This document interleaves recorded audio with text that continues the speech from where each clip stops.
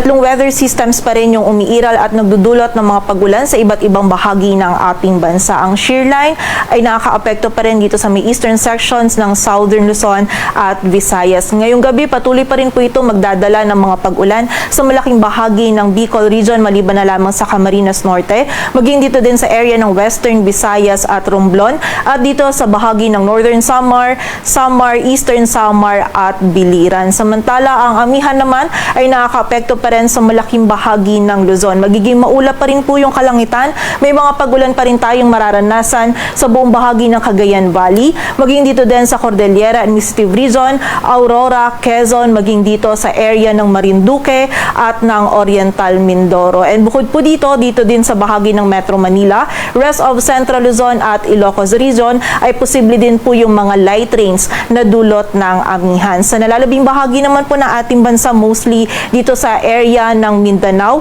maging sa Palawan at nalalabing bahagi pa ng Visayas, magiging maulap din po yung ating kalangitan. Mataas din yung possibility ng mga pag-ulan, pagkilat at pagkulog na dulot naman ng easterlies. Kaya pag-iingat pa rin po para sa ating mga kababayan sa posibilidad ng mga pagbaha at pagguho ng lupa. Ngayon po, meron tayong monitor ng mga cloud clusters dito sa may kanluran ng ating bansa sa labas ng ating area of responsibility. But for now, ay wala pa po tayong namamataan na LPA or bagyo na maaaring makaapekto dito sa ating bansa.